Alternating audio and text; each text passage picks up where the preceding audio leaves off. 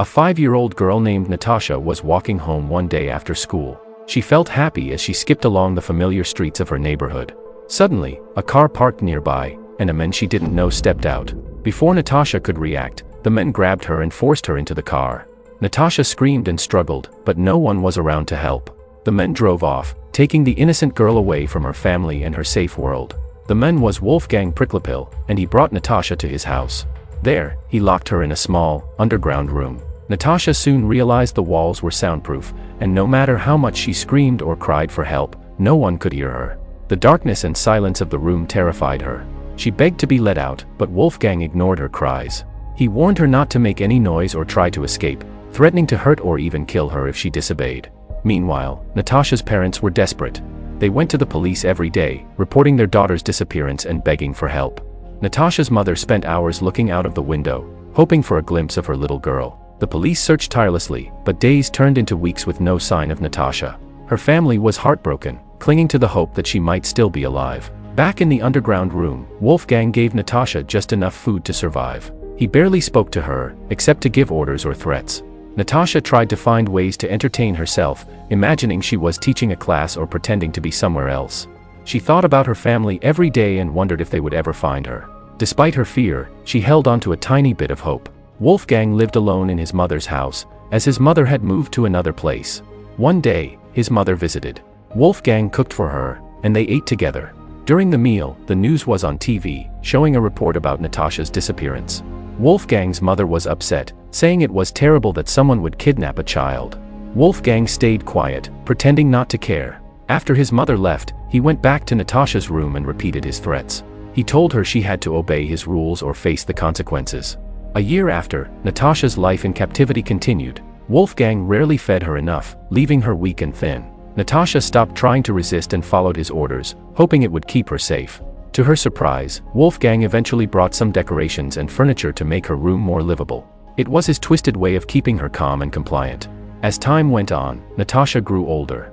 8 years had passed since her abduction. She was now an adult but still trapped in the same small room. Her body was frail from years of malnourishment, and she hadn't seen sunlight in all that time. One day, she begged Wolfgang to let her see the outside world. Surprisingly, he agreed, waiting for a day when his mother wasn't around. He brought her to a room upstairs, where a small window let in sunlight.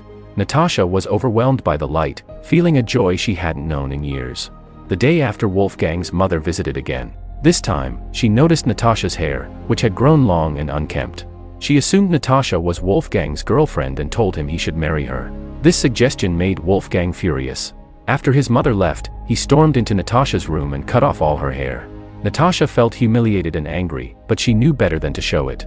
Wolfgang's behavior was unpredictable, and she feared what he might do next. Despite everything, Wolfgang tried to create a sense of normalcy. He celebrated Christmas with Natascha, giving her books as gifts to keep her occupied. Natascha used tissues to write down her thoughts, recording the days and events of her captivity. She dreamed of freedom but had no idea if it would ever come. One day, Wolfgang took Natascha outside to the backyard. He cuffed their hands together so she couldn't escape and showed her the plants and trees. It was the first time she had been outside in years, and while it was a small taste of freedom, it only made her long for more. Wolfgang also took her to a supermarket, warning her not to make any noise or call for help. Natascha wanted desperately to scream, but the sight of the gun he carried kept her silent.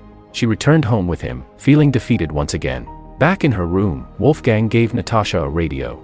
She listened to the news and heard her parents talking about her. They believed she was dead, and their words broke her heart. She felt abandoned, thinking her family had given up on her. In her anger, she confronted Wolfgang, asking why he chose to kidnap her. He explained that he had seen her in the restaurant and been captivated by her laughter as she looked at Wolfgang across the room and had laughed. She deeply regretted that moment, blaming herself for catching his attention. Wolfgang later admitted that he had been watching her for months, planning her kidnapping. His obsession had led him to spend months building the underground room before finally abducting her. Natascha hated him even more for what he had done and for ruining her life. One day, Wolfgang let Natascha wash his car in the driveway. While he went inside to answer a phone call, she noticed the door was unlocked. Summoning all her courage, Natascha ran as fast as she could to a nearby house. She banged on the door, begging the residents to call the police. They quickly alerted the authorities, and within minutes, help arrived. Realizing what had happened, Wolfgang fled to a train track. Unable to face the consequences of his actions, he took his own life by jumping in front of a train. Natascha was finally free, but the years of trauma she had endured wouldn't be easy to overcome. The police reunited Natascha with her parents. The moment was emotional and overwhelming. Her parents were shocked to see how much she had changed but relieved to have her back. They hugged her tightly, promising to help her heal and rebuild her life. Natascha slowly began to recover, finding small joys in her freedom and working to move past the horrors of her captivity.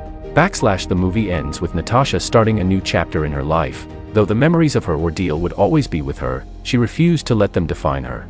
Natascha's story is a powerful reminder of the strength of the human spirit and the hope that can survive even in the darkest of times. Dear viewers, thank you for joining us on this journey of 3096 Days, a 2013 movie. Let us know your thoughts about the movie in the comments below. If you enjoyed this video, don't forget to like, subscribe, and hit the bell icon to stay updated on our latest recaps. Until next time, stay safe and take care.